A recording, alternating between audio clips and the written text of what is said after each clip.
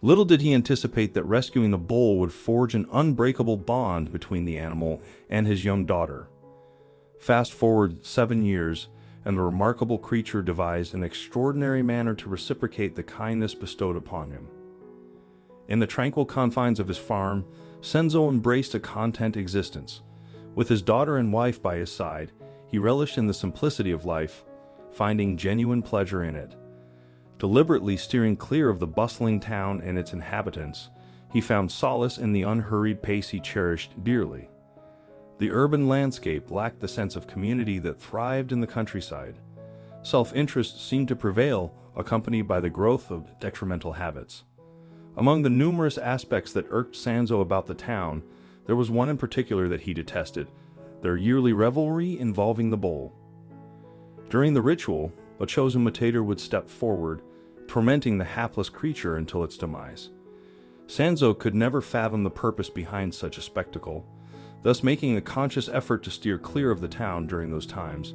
He yearned to set a positive precedent for his impressionable 5-year-old daughter, Julia, who possessed a keen ability to absorb her surroundings.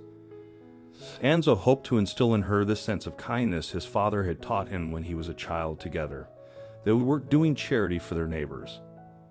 He taught her the essence of trade in community life and even ensured that she was kind to all living things, including those many others believed to have a less valuable life like animals. As grain farmers, they had a few odd animals on their farm, but they were for their own purposes that helped to maintain the family, like chickens for eggs and sometimes poultry. Senzo was always looking for chances to model the kindness he expected from his daughter, and one day a very big opportunity presented itself without him even anticipating it. Senzo's wife had fallen ill and thus was bedridden for a few days.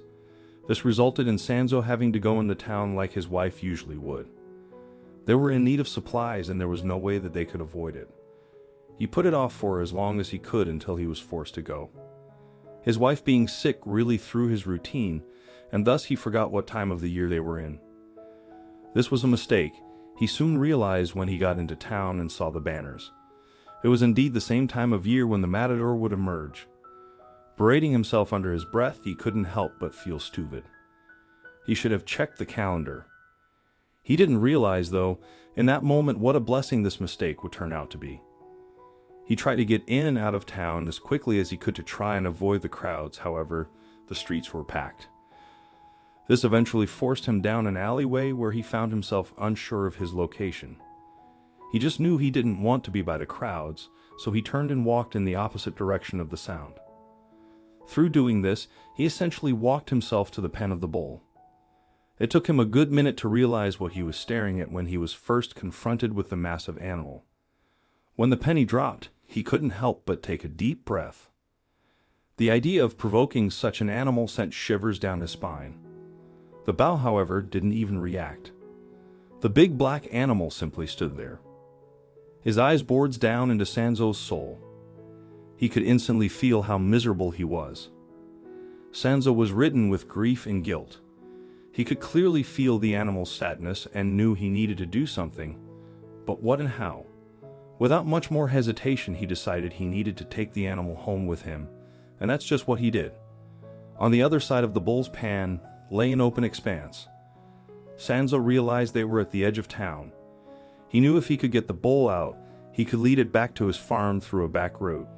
So he slipped a rope around the animal's horns and calmly started walking him away from the roaring sound of the crowd. When they got to the iron gate, Senzo used a pin to pick the lock. He left the gate wide open so the townspeople would think that the bull had escaped all on his own. He knew that when they would find the bull missing, there would be an extensive search. So he schemed how he could hide him from the crowd all the way home, and his daughter turned out to be a genius mastermind. From the moment Senzo stepped onto his property with the bull, little Julia was in love. The bull didn't seem to quite like Senzo, perhaps because he reminded him of all the other horrid men that had handled him. But he loved Julia. It was as if they were meant to meet. From the very beginning, he had a soft way with her. It was Julia's idea to paint white spots on the bull to hide it from the search crew. They did just that, and sure enough, it worked like a charm. Senzo could hardly believe it. He knew he just needed to keep the bull safe for a year before they stopped looking. Sure enough, 3 months went by and eventually the townspeople gave up on their search for the bull. At this point, Julia had named him Sir Dosi. They became the best of friends, completely inseparable. Sanzo and his wife couldn't help but fill their hearts with pride and joy at the kindness shared between them. Not only had Sanzo found a friend for his daughter, but he had also set an example for her of what true selflessness looked like. He just didn't quite realize that Sir Josie could repay that kindness in his own way, but 7 years later, he found out just how much the bone left his daughter.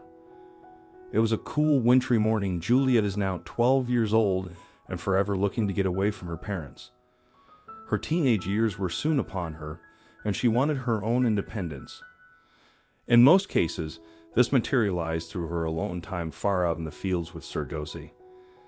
Sanzo didn't worry too much about them spending time together. He felt confident that after all these years, the bull was safe for his daughter to be around. His wife, however, was not in the same opinion. She always worried about her daughter being so close with the big animal, but there wasn't much she could do. She could clearly see how much they enjoyed each other's company. All she asked was that they stayed within her eyesight in the fields, that way should anything happen, she would see it. Sanzo's wife had been hanging up the washing and keeping an eye on Julia. The day seemed pleasant enough for her outing, and a sense of calm enveloped her, until she witnessed what she believed to be her worst nightmare.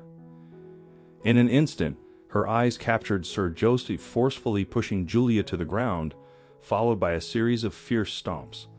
Overwhelmed, she released a piercing cry, her body trembling uncontrollably. Sanzo rushed to investigate his wife's distress, her finger hastily pointing in the direction of Paris. Without pausing for her explanation, he mounted his horse and galloped anxiously, desperately hoping that her perception was mistaken. Unprepared for the sight that awaited him, he halted as he reached Sir Dosi. There he beheld a worrisome scene. Julia lying on the ground, eyes filled with terror, while Sir Josie furiously scraped his hooves against the floor, stomping resolutely. Sanzo's eyes fell upon it, a venomous snake unmistakably present on the ground. Sir Dosi had undoubtedly shielded Julia from harm, pushing her to safety, and now endeavored to eradicate the perilous threat altogether. To Sanzo's surprise, what initially appeared as Sir Josie harming Julia turned out to be the bull protecting the innocent child. Overwhelmed with relief, Sanzo held his daughter tightly, swiftly carrying her away from the situation. Remarkably, not long after, Sir Josie began to trail behind them. Upon their return to the farm, Sanzo recounted the incident to his wife. She was captivated by the turn of events, immediately embracing the bull's neck and showering him with heartfelt gratitude for safeguarding their daughter's life. It was a profound realization for the family, as Sir Josie had finally discovered a way to repay their kindness after all those years. We value your opinion on this narrative.